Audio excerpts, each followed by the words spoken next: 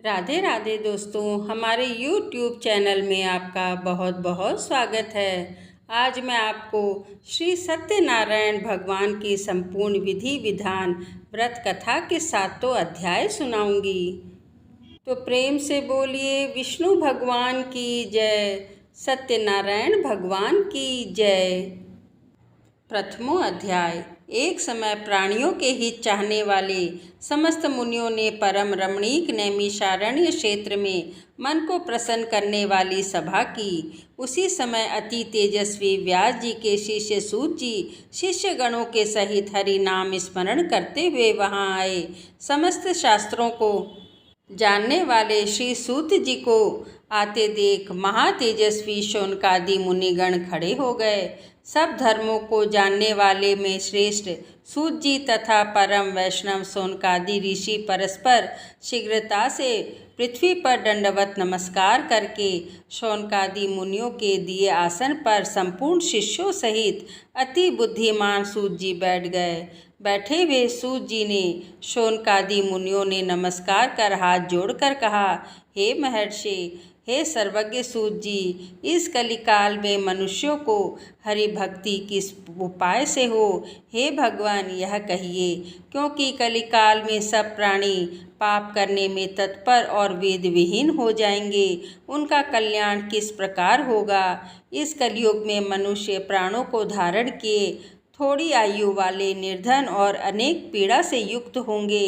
प्रायः पुण्य अति परिश्रम से होता है। इसमें कलयुग में कोई भी मनुष्य पुण्य न करेगा और पुण्य के नष्ट होने से सब पापों में प्रवृत्त हो जाएंगे।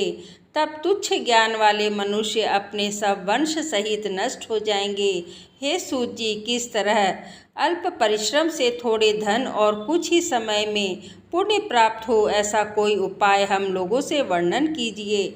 जिसकी उपदेश से मनुष्य पुण्य पाप करता है वह उसका भागी होता है। पुण्य का उपदेश करने वाला दयावान, कपट रहित, निष्पाप और निर्विरोधी, यह 4 तरह के मनुष्य नारायण के समान हैं। संसार में ज्ञानी होकर जो दूसरों को ज्ञान नहीं देता, उस पर ज्ञान रूपी परमेश्वर प्रसन्न नहीं होते। जो मनुष्य रत्न रूपी ज्ञान से दूसरों को संतोष देते हैं, उन्हें मनुष्य रूप धारण किए नारायण ही जाने। हे महामते, ऐसा कौन व्रत है जिसके करने से मनोवांछित फल प्राप्त हो, यह वह हम लोगों को सुनने की इच्छा है। हे मुनि श्रेष्ठ, आप वेदांग के ज्ञाता हैं। आप जैसा दूसरा कोई वक्ता नहीं दिखता, क्योंकि श्री वेद व्यास जी के आप शिष्य हैं। सूत जी बोले, हे मुनि श्रेष्ठ, तुम धन्य हो, तुम ही वैष्णवों में अग्रगण्य हो, कारण कि सब प्राणियों का तुम सदैव हित चाहते हो। हे शौनक, सुनो, मैं आपसे उस उत्तम व्रत को कहूँगा जिस व्रत को नारद जी ने लक्ष्मीपति भगवान से पूछा था और जिस प्रकार भगवान ने नारद जी से कहा था। अथ द्वितीय अध्याय। एक समय नारद जी समस्त प्राणियों के हित की इच्छा से अनेक लोकों में घूमते हुए मृत्यु लोक में आए। यहाँ उन्होंने देखा कि सब प्राणी अनेक पीड़ाओं से युक्त और अनेक योनियों में उत्पन्न होकर पाप कर्म से दुख पा रहे हैं। यह देखकर विचार किया कि इन लोगों का दुख किस प्रकार दूर हो। ऐसा मन में विचार कर विष्णु लोक में चले गए। वहाँ जिनके शुक्ल वर्ण 4 भुजाएं हैं, जिन्होंने शंख चक्र को धारण किया है और वनमाला से सुशोभित देवेश नारायण हैं, उनको देखकर स्तुति करने लगे।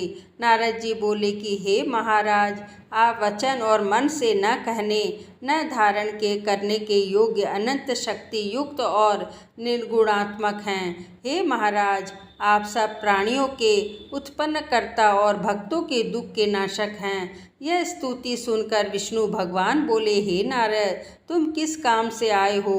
तुम्हारे मन में क्या है? हमसे जो पूछोगे वह हम कहेंगे। नारद जी बोले, हे नाथ, मृत्यु लोक के सब प्राणी अनेक योनियों में उत्पन्न होकर निज पाप कर्म से क्लेशित हो रहे हैं। हे महाराज, जिस छोटे उपाय से उनका क्लेश दूर हो, वह उपाय मैं सुनना चाहता हूँ। भगवान बोले, समस्त जनों पर कृपा कर तुमने बहुत अच्छा प्रश्न पूछा है, जिसके करने से मनुष्य मोह से छूट जाए।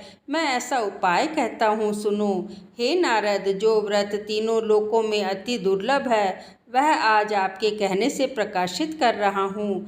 वह सत्यनारायण भगवान का व्रत है, जिसको विधि पूर्वक करने से इस लोक में सुख और परलोक में मोक्ष मिलता है। यह सुनकर नारद जी बोले, इस व्रत का क्या फल है और पूर्व में किसने किया था? किस समय यह व्रत करना चाहिए? आप विस्तार पूर्वक कहिए। भगवान ने कहा कि इसके करने से दुख, शोकादि नाश, धन धान्य की वृद्धि और संतति की प्राप्ति तथा सर्वत्र विजय की प्राप्ति होती है। इस व्रत में मनुष्य भक्ति श्रद्धा युक्त किसी भी दिन सायंकाल में सत्यनारायण की पूजा करे और भाई बंधु तथा ब्राह्मणों के साथ धर्म युक्त सवा सेर उत्तम नैवेद्य भोग लगावे। केले का फल, घी, दूध और गेहूं का चूर्ण लावे। गेहूं का चूर्ण न हो तो चावल का चूर्ण, खांड अथवा गुड़ मिलावे। सवा पाव अथवा सवा सेर के हिसाब से मिलाकर भक्ति से सत्यनारायण को नैवेद्य लगाए।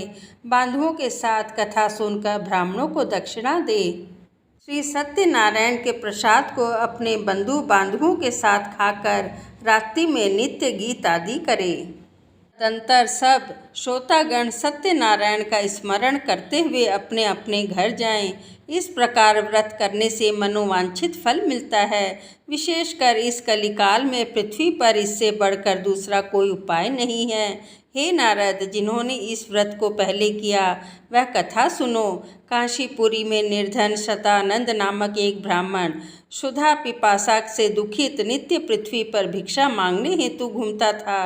ब्राह्मण प्रेमी भगवान नारायण ने दुखित ब्राह्मण को देखकर बूढ़े ब्राह्मण का रूप धारण कर अति आदर से पूछा, हे विप्र, किस कारण पृथ्वी पर आप नित्य घूमा करते हैं? यह हमारी सुनने की इच्छा है। यदि आपकी इच्छा हो तो कहिए। ब्राह्मण बोला, मैं अत्यंत दरिद्र हूँ, भिक्षा के लिए पृथ्वी पर भ्रमण करता हूँ। यदि आप कुछ जानते हो तो कृपा कर पूर्ण रूप से कहिए। वृद्ध ब्राह्मण बोले, हे द्विजश्रेष्ठ, मनोरथ को सिद्ध करने वाला उत्तम श्री सत्यनारायण का व्रत करो, जिसके करने से मनुष्य सब दुखों से छूट जाते हैं। वृद्ध ब्राह्मण रूपी श्री सत्यनारायण देव ने व्रत को विधान ब्राह्मण को बताकर आप अंतर्ध्यान हो गए। तदंतर ब्राह्मण शतानंद ने मन में निश्चय किया कि मैं कल ही श्री सत्यनारायण का व्रत करूँगा। इसी चिंता में ब्राह्मण को रात भर नींद न आई। सुबह उठकर उसने यह निश्चय किया कि मैं श्री सत्यनारायण का व्रत अवश्य करूँगा। यह संकल्प कर भिक्षा मांगने को गया तो उस दिन उसको सब दिनों से अधिक द्रव्य मिला। द्रव्य से उसने अपने भाइयों के साथ श्री सत्यनारायण का व्रत किया। उसके प्रभाव से दुखों से छूटकर सर्वसम्मति से युक्त हो गया। व्रत के प्रभाव से शतानंद नगर भर में श्रेष्ठ माना जाने लगा और तभी से वह ब्राह्मण हर महीने व्रत करने लगा। भगवान ने कहा, शतानंद द्वारा किया हुआ श्री सत्यनारायण का यह पूजन है। इसको जानकर जो मनुष्य व्रत करता है वह सब पापों से छूटकर मोक्ष को पा जाता है। जिस प्रकार पृथ्वी में इस व्रत को मनुष्य करेंगे उनका दुख अवश्य नष्ट हो जाएगा। अथ तृतीय अध्याय। सूत जी बोले, हे शौनक, विष्णु भगवान ने जिस तरह कहा था वह तुमसे मैंने कहा, और दूसरी बात जो हो वह पूछो। शौनक जी बोले, हे सूत जी, उस ब्राह्मण के बाद इस व्रत को किसने किया वह सुनने की इच्छा है। सूत जी बोले, हे मुनियों, जिसने व्रत को किया वह सुनिए। एक समय निज धर्मानुसार जिन बांधुओं के साथ व्रत को करने को उद्यत हुआ, उसी समय एक लकड़हारा वहां आया। भूख प्यास से पीड़ित काष्ठ के भार को बाहर रख ब्राह्मण के घर में जाकर उसने व्रत करते हुए ब्राह्मण को देखा। नम्रता से हाथ जोड़कर प्रणाम कर बोला, आप क्या कर रहे हैं? इसके करने से क्या फल होता है? वह विस्तार पूर्वक कहिए।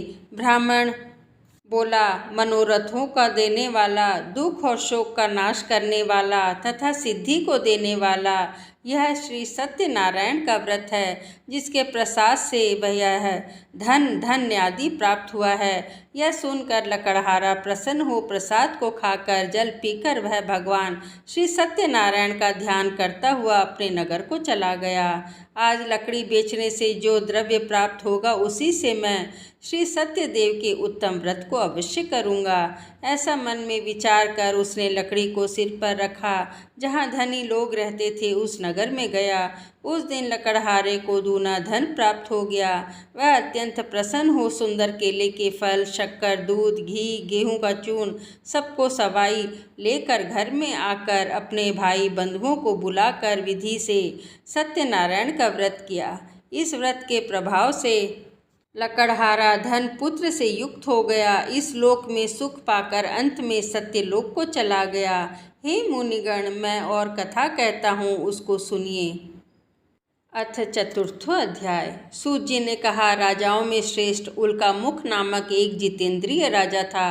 वह सदैव देव मंदिर जाया करता था। ब्राह्मणों को नित्य धन देकर संतुष्ट किया करता था। उसकी कमल के सुदृश्य मुख वाली प्रमुग्धा पत्नी थी। वह अपनी स्त्री के साथ भद्रशिला नदी के तट पर सत्यदेव का व्रत करता था। उसी समय वहाँ एक बनिया आया। वाणिज्य के लिए बहुत धन से परिपूर्ण नाव को नदी के तीर पर लगाकर आप तट पर उतर गया। वह राजा को व्रत करता हुआ देख नम्रता से पूछने लगा। साधु बोला, हे राजन, आप यह क्या करते हैं? वह हमसे भक्ति पूर्वक कहिए, सुनने की इच्छा है।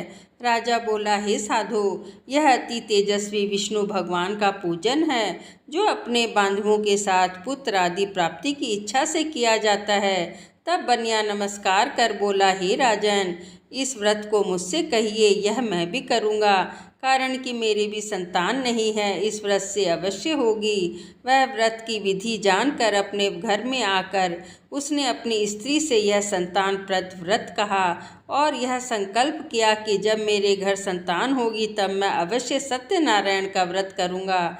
थोड़े ही समय में उसकी स्त्री लीलावती आनंद चित्त से गर्भवती हो गई। उसने 10वें मास में अति निर्मल एक कन्या को उत्पन्न किया। जैसे शुक्ल पक्ष में चंद्रमा की ज्योति बढ़ती है, उसी तरह प्रतिदिन कन्या वृद्धि को प्राप्त हुई। अपनी स्त्री के साथ बनिया ने कन्या का जात कर्म कर कलावती नाम रखा।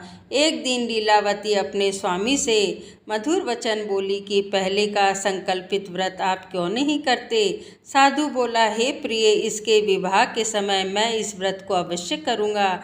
इस प्रकार स्त्री को समझाकर वह बाहर चला गया। इधर कलावती पिता के घर नित्य बढ़ने लगी। एक दिन धर्मज्ञ साधु बनिया ने सखियों के साथ खेलती हुई लड़की को विवाह के योग्य देखकर दूतों को बुलाकर कहा, विवाह के निमित्त कन्या के लिए योग्य वर खोज कर ले आओ। साधु की आज्ञा पाकर दूत कांचन नगर में गए। उस नगर से एक वाणिक पुत्र को लेकर साधु के पास आए। उसने सुंदर गुण युक्त लड़के को देखा। जाति भाइयों के साथ प्रसन्नचित्त को विधान पूर्वक अपनी कन्या का उस वाणिक पुत्र के साथ विवाह कर दिया। अभाग्यवश विवाह के समय भी उस व्रत को साधु भूल गया। तब सत्यनारायण देव क्रोधित हो गए। कुछ दिन बाद निज कर्म में अति चतुर साहूकार व्यापार की इच्छा से अपने दामाद को लेकर समुद्र के निकट रत्नासार नामक नगर में जाकर व्यापार करने लगा। इसी समय सत्यनारायण स्वामी ने राजा को प्रतिज्ञा से भ्रष्ट देखकर उसके को श्राप दिया कि तेरे ऊपर बड़ा भारी दुख पड़ेगा। उसी दिन चोरों ने राजा के धन को चुराकर अपने पीछे देखते हुए साधु की दिशा को चले गए। दौड़ते हुए राजा के दूतों को आता देखकर डर कर धन को यहीं पर ही रखकर आप छिप गए। राजा के दूतों ने साधु के निकट आकर राजा के धन को देखा तो साधु को बांधकर आनंदचित हो राजा के निकट ले जाकर बोले कि हे राजन, 2 चोर लाए हैं, उनको देखकर आज्ञा दीजिए। राजा ने साधु को देखकर अविचार से आज्ञा दे दी। फिर तो दूतों ने उन्हें खूब बांधकर बंदी खाने में बंद कर दिया।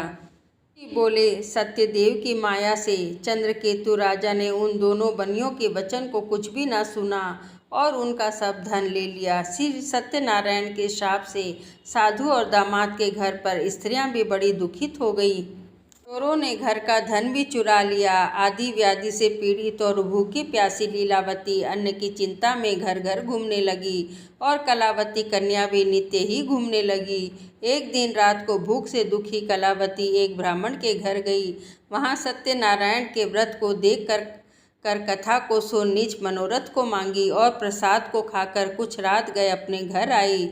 तब लीलावती अपनी कन्या को धिक्कारने लगी, हे पुत्री, इतनी रात तक तुम कहाँ रही, तेरे मन में क्या है। तब कन्या माता से सत्य वचन बोली, हे माता, मनोरथों को परिपूर्ण करने वाले श्री सत्यनारायण के व्रत को ब्राह्मण के घर में देखी हूँ। लीलावती कन्या कलावती का वचन सुनकर श्री सत्यनारायण के व्रत को करने के लिए उद्यत हुई। पतिव्रता साधु की स्त्री अपनी कन्या सहित बंधु बांधवों के साथ सत्यनारायण के व्रत को किया। उसने सत्यदेव से यह दिव्य वर मांगा कि हे सत्यदेव, हमारे पति और दामाद जल्दी अपने घर आवें। मेरे पति और दामाद के अपराध को आप क्षमा करने योग्य हैं, अतः क्षमा कीजिए। इससे सत्यनारायण स्वामी संतुष्ट हो गए और चंद्रकेतु राजा को स्वप्न दिखाया कि हे राजन, कल सवेरे ही दोनों सज्जन बनियों को छोड़ देना और उनका धन भी जो तुमने लिया है वह दे देना, नहीं तो हम धन पुत्र के सहित तेरा राज्य नष्ट कर देंगे। यह बात राजा से कहकर सत्यनारायण प्रभु अंतर्ध्यान हो गए। तब प्रातःकाल के समय राजा निज जनों के साथ सभा में उपस्थित हो मंत्री जनों से यह अपना स्वप्न सुनाकर कहा, बांधे हुए बनियों को शीघ्र छोड़ दो, ऐसा आदेश दिया। यह सुनकर दूत लोग बनियों को बंदी खाने से छुड़ाकर राजा के निकट लाए और विनय युक्त वचन बोले, हे महाराज, हम इन दोनों बनियों को बंधन से छुड़ा कर लाए हैं, अब आपकी क्या आज्ञा है। उन दोनों ने महाराज चंद्रकेतु को नमस्कार का पूर्व वृत्तांत का स्मरण करते हुए राजा चंद्रकेतु से साधु तथा दामाद ने कुछ नहीं कहा। वाणिक पुत्रों को देखकर राजा आदर से बोले, अभाग्यवश तुमको बड़ा दुख मिला है, तुम लोग भय न करना। इस प्रकार राजा ने कहकर उन दोनों के हाथ पैरों की हथकड़ी बेड़ी काटकर और शौर कर्म कराया। फिर वस्त्र और भूषण आदि देकर बनिया को अत्यंत संतुष्ट किया।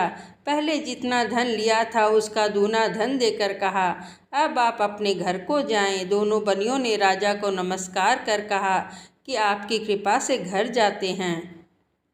सूत जी बोले, साधु भगवान की मंगलाचार पूर्वक पूजा कर ब्राह्मणों को धन देकर निज नगर को चला। कुछ दूर जाने पर श्री सत्यनारायण देव ने वैश्य के मन की बात जानने के लिए पूछा कि तुम्हारी नाव में क्या है।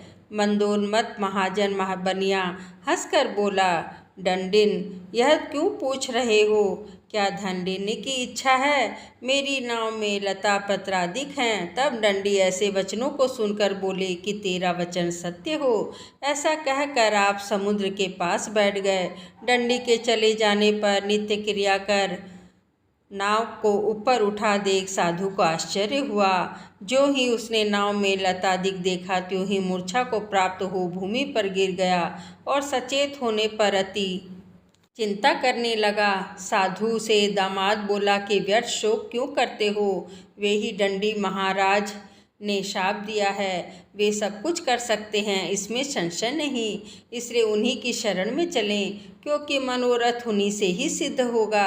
साधु दामाद के वचन सुनकर डंडी के पास गया और डंडी को प्रणाम कर भक्ति से देखकर आदरपूर्वक वचन बोला, जो मैंने आपसे कहा था उसे क्षमा कीजिए। यह कहकर बारंबार नमस्कार कर शोकाकुल हो गया। तब डंडी उसको रोते हुए देखकर बोले, रो मत, मेरे वचन को सुन। तू मेरी पूजा से सदा मुंह फेरे रहता है और मेरी इच्छा से, हे दुर्बुद्धे, तुझे बारंबार दुख मिला है। भगवान का यह वचन सुनकर साधु स्तुति करने लगा। साधु बोला कि स्वामी, आपकी माया से मोहित ब्रह्म आदि देवता भी आपके बड़े अद्भुत गुण और रूप को नहीं जानते। आपकी माया से मोहित मैं मूढ़ आपको कैसे जान सकता हूँ। अतः हमारे ऊपर प्रसन्न हो जाइए। मैं यथा विभव विस्तार से आपका पूजन करूँगा। मैं आपके शरणागत हूँ, मुझे पहले वाला सब धन दे दीजिए। उसके भक्ति युक्त वचन सुनकर भगवान संतुष्ट हो गए और मनोवांछित वर देकर वहीं अंतर्ध्यान हो गए। साधु नाव को धन से परिपूर्ण देखकर उस पर चढ़ गया। सत्यदेव की कृपा से मनोरथ पूर्ण हुआ। यह बात उसने अपने स्वजनों से कहे यथाविधि पूर्वक कर सत्यदेव की कृपा से बड़ा हर्षित हुआ। नाव को यत्न से सहेज कर अपने देश को चल दिया। अपने नगर के समीप साधु आकर दामाद से कहने लगा कि वह मेरी रत्नपुरी देखें। ऐसा कहकर उसने धन की रक्षा करने वाले दूत को वहां भेजा। वह दूत नगर में जाकर साधु की धर्म पत्नी को देख प्रणाम कर बोला कि गांव के निकट दामाद सहित साहूकार बहुत से इष्ट मित्र और धन के साथ आ गए हैं। दूत के मुख से ऐसे वचन सुनकर साधु की स्त्री बड़ी हर्षित होकर सत्यदेव का पूजन कर कन्या से कहने लगी कि मैं जाती हूँ, तुम भी शीघ्र व्रत समाप्त करके आओ। लड़की इस प्रकार का वचन सुनकर जल्दी व्रत समाप्त कर प्रसाद को भूल से न खाकर अपने पति को देखने चली गई। इससे सत्यदेव ने क्रोधित होकर उसके पति को नाव सहित जल में डुबो दिया। कलावती कन्या अपने पति को न देखकर बड़े शोक से रोती हुई भूमि पर गिर पड़ी। साधु ने कन्या को अति दुखी देखकर डरे हुए मन से कहा कि यह क्या हुआ, और नाव चलाने वाला भी चिंता करने लगे। तब लीलावती कन्या को दुखी देखकर अति विहल होकर रोने लगी और अपने पति से कहने लगी इसी क्षण नाव के साथ वे कैसे अलक्षित हो गए। न जाने किस देवता के अनादर से नौका जल में नहीं दिख रही। श्री सत्यदेव के महात्म्य को कौन जान सकता है।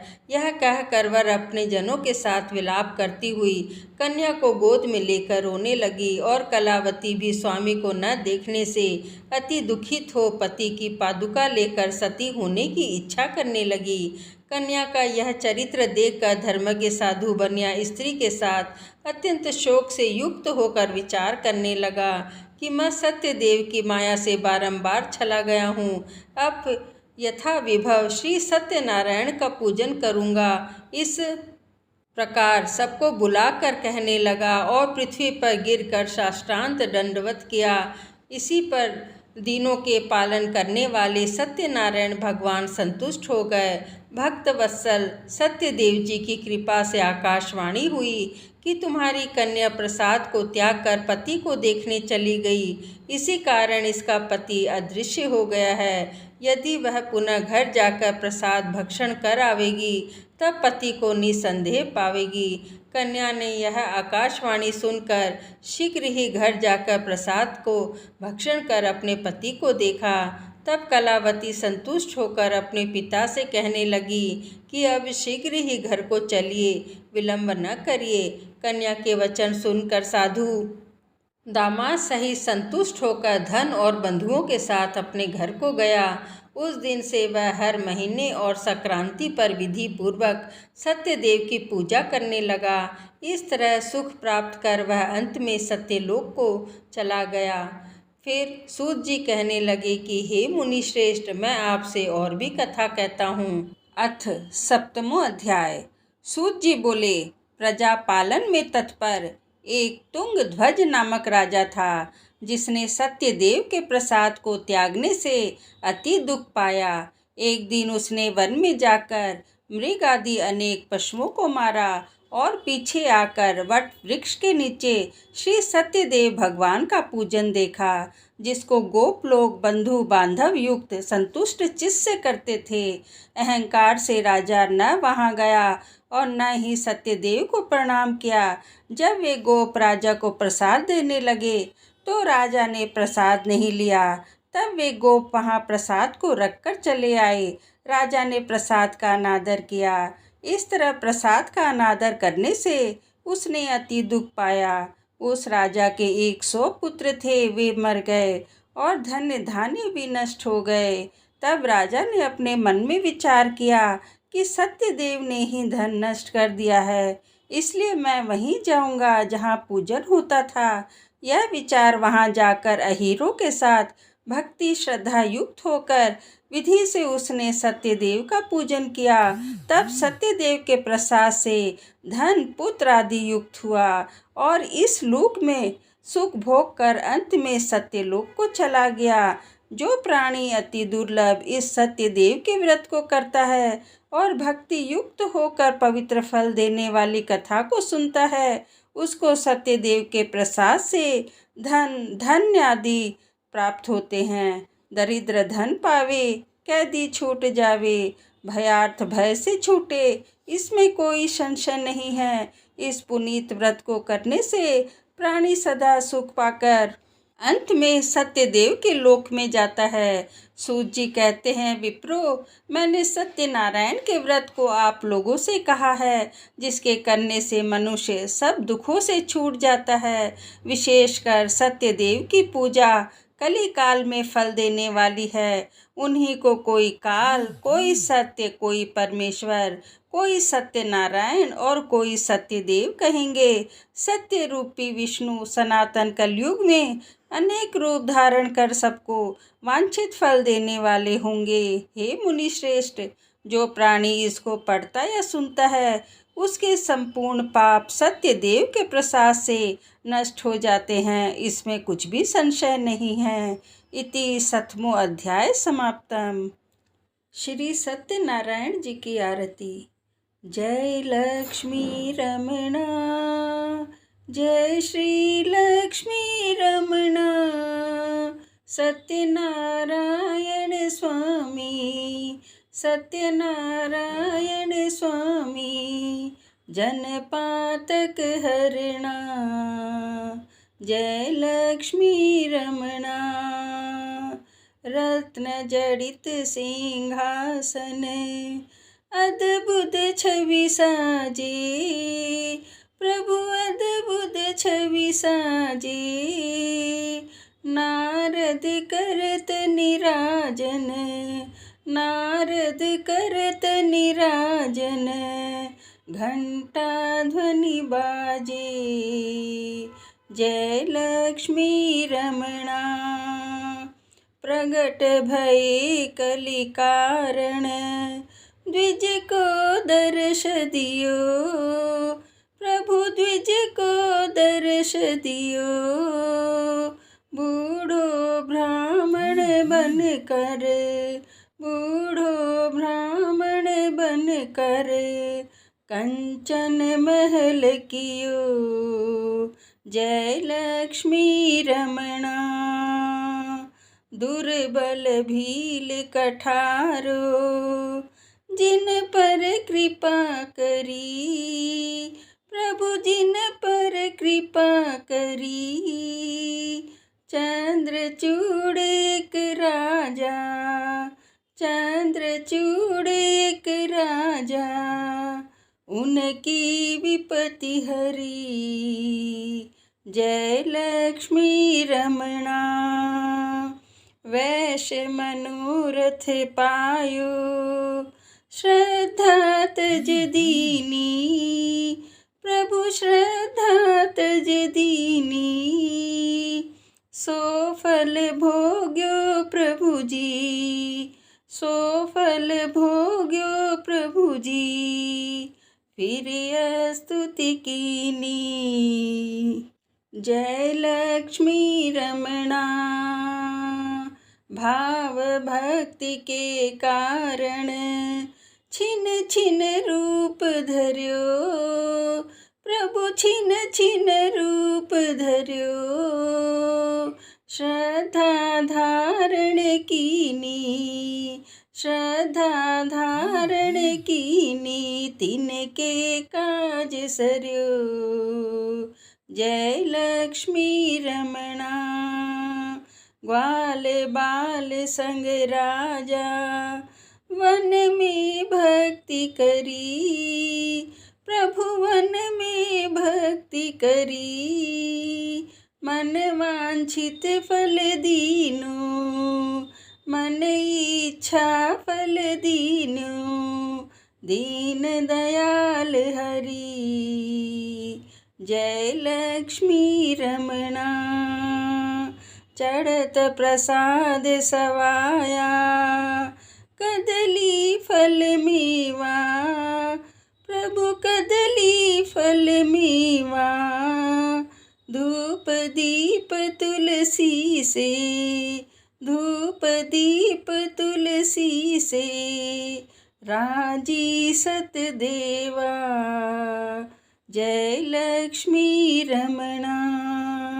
श्री सत्यनारायण जी की आरती जो कोई नर गावे, प्रभु जो सुंदर गावे। कहत शिवानंद स्वामी, कहत भोलेनंद स्वामी, मन वांछित फल पावे। जय लक्ष्मी रमणा। ओम जय लक्ष्मी रमणा। प्रभु जय लक्ष्मी रमणा। सत्यनारायण स्वामी, सत्यनारायण स्वामी, जनपातक हरणा। जय लक्ष्मी रमणा।